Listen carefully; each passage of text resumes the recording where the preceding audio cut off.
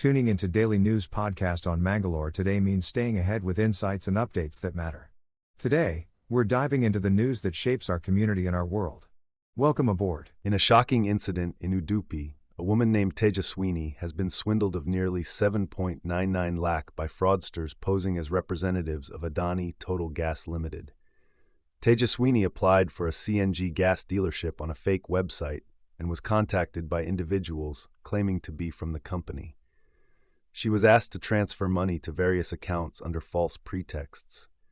Despite transferring a significant amount, she never received the dealership or her money back. The Udupi town police have taken action, registering a case under the IT Act and the Bharatiya Nyaya Sanhita. Residents are cautioned to verify the authenticity of websites and not fall prey to such scams. Stay tuned to Mangalore today for further updates on this alarming crime. In a significant development surrounding a case of alleged rape and fraud in Puttur, the DNA test results have been unveiled, unveiling shocking truths. The report confirms that the accused, Sri Krishna J. Rao, the son of BJP leader P.G. Jagannath Rao, is indeed the biological father of the child. This revelation was disclosed by K.P. Nanjundi, the state president of the Vishwakarma Mahamandala. He emphasized the importance of justice for the victim, calling for Sri Krishna J. Rao to marry her. Various Hindu organizations and leaders, including RSS, Bajrang Dal, and others, have been urged to ensure the victim receives the justice she deserves. The victim, along with her mother and association members, were in attendance at the press conference in Puttur. In a startling development, Saifuddin, a well-known figure in the transport business in Manipal and co-owner of AKMS Tours and Travels, met a tragic end at his residence in Malpe. The incident, which took place between 10 and 11 a.m., saw Saifuddin brutally attacked by unidentified individuals using swords. Saifuddin, who had a history of criminal cases against him, was found lifeless at his home by authorities. Udupi Superintendent of Police, Hariram Shankar, disclosed that initial investigations indicate that the assailants may have been employees of Saifuddin's own company. The suspects have been identified as drivers from AKMS Bus Company. As the police delve deeper into the motive behind the attack, the focus now shifts towards bringing the culprits to justice. In a bid to accommodate the surge in travel during the upcoming Puja festival holidays, special trains have been announced between Yeswantpur Junction and Mangaluru Junction. The Yeswantpur Mangaluru Festival Special Express, train number 6257, will depart from Yeswantpur Junction on the 30th September 2025 at 23:55 hours and reach Mangaluru Junction on the 1st October 2025 at 11:15 hours. On the return journey, the Mangaluru Yeswantpur Festival Special Express, train number 6258, will depart from Mangaluru Junction on the 1st October 2025 at 14:35 hours and arrive at Yeswantpur Junction on the same day at 23:30 hours. The special trains will have a mix of classes including AC 2-tier, AC 3-tier, sleeper class, and general second class, along with coaches catering to Divyangjan passengers. For more details on the timings and stoppages, passengers can refer to the train schedule.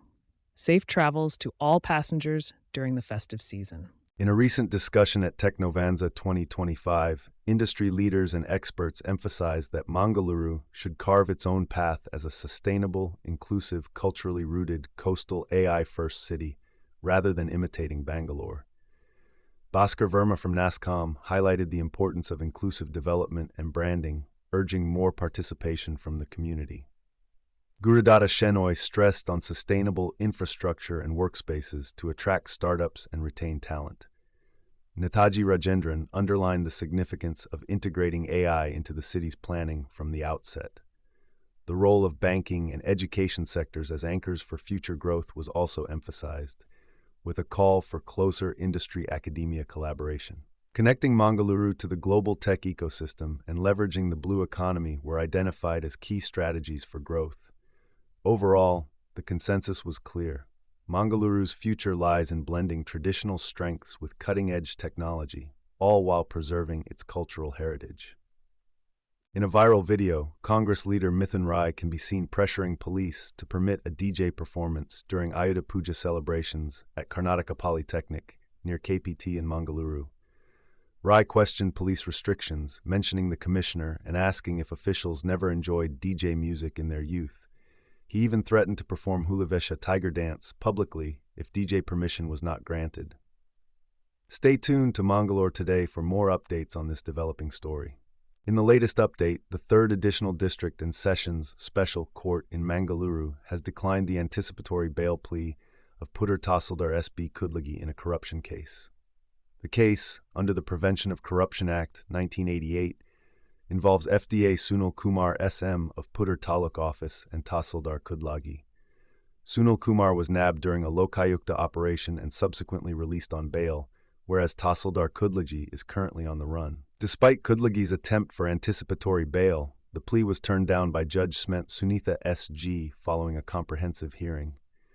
Lokayukta Superintendent of Police Mangaluru Kumarchandra shared this information in a press release.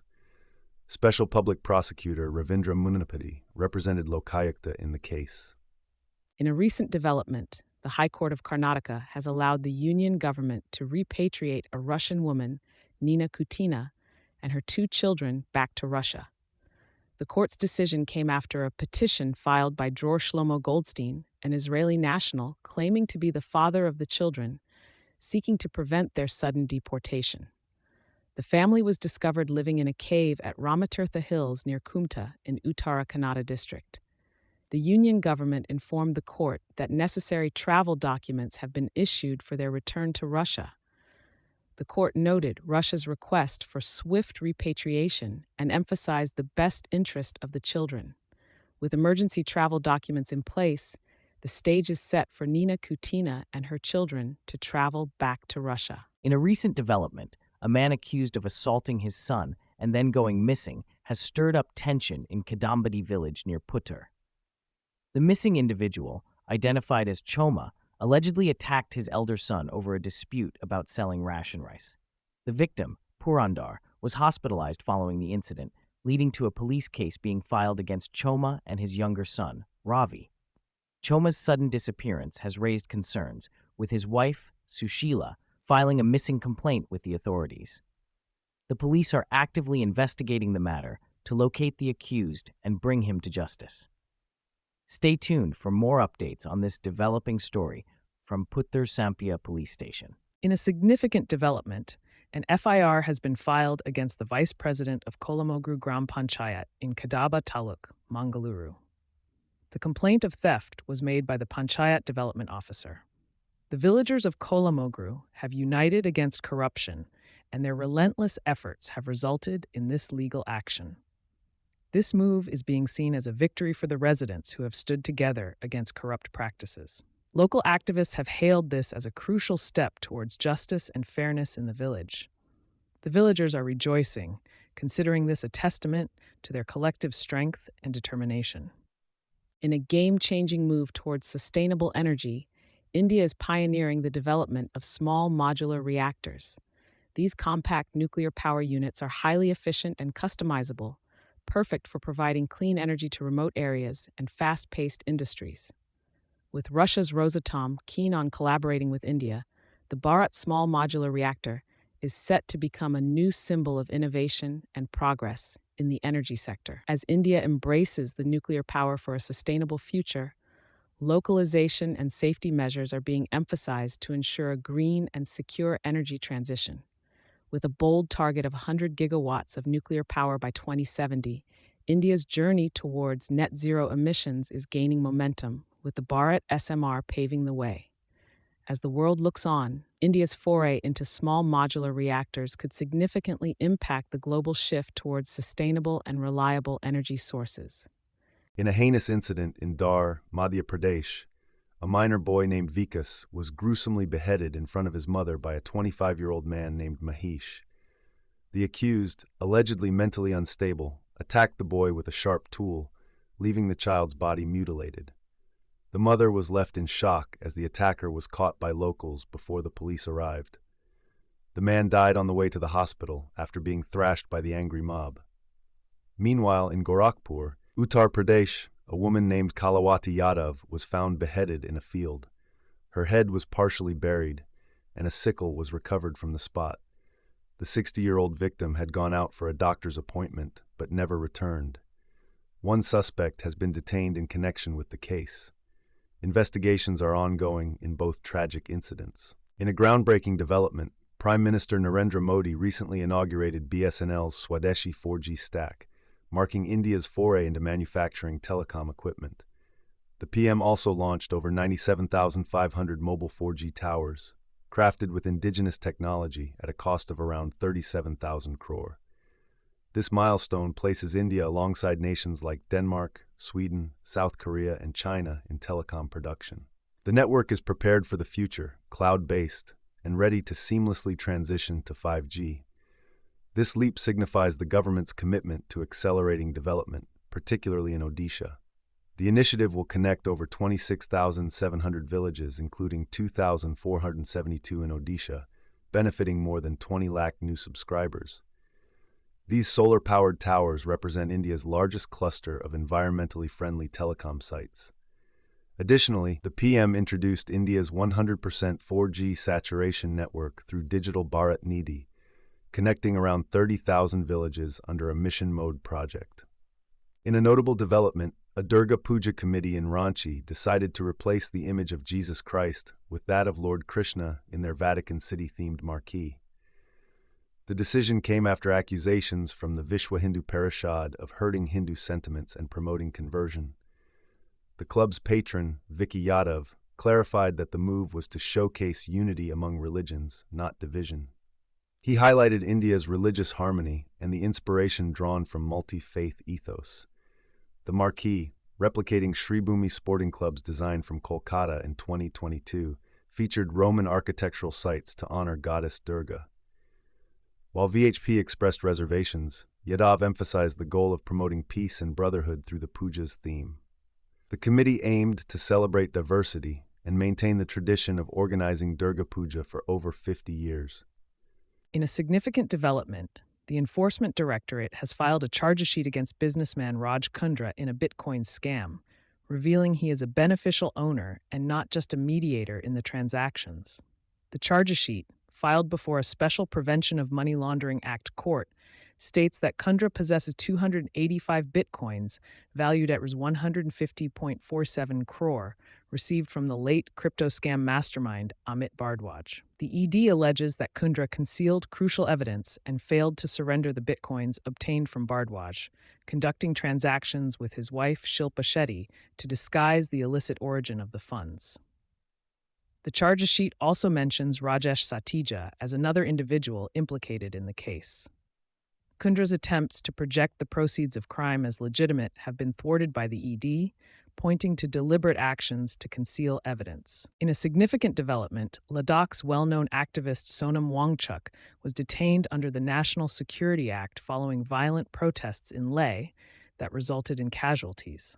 The crackdown comes amidst a growing statehood movement in the Union Territory.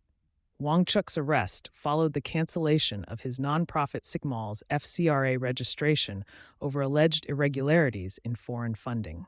The activist, a recipient of the Ramon Magsaysay Award, dismissed the charges as politically motivated.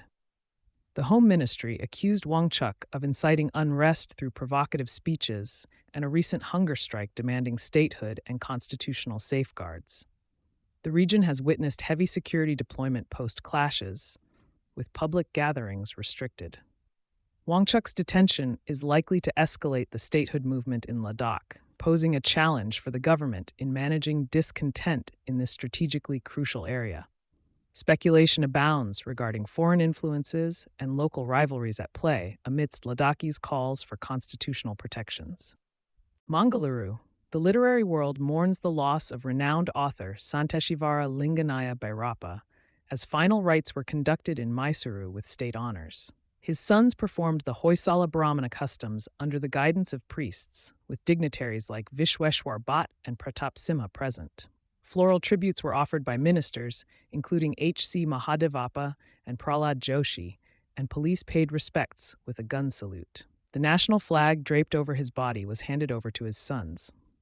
Bhairappa's village in Hassan district, and fans bid a tearful goodbye to the iconic writer, who passed away due to age-related health issues. A public viewing and religious rituals were held before his final journey.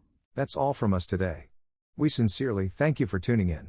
For more details on the stories you've heard and for continuous news coverage, please visit mangaloretoday.com. Subscribing ensures you're always updated. Farewell, until our paths cross again.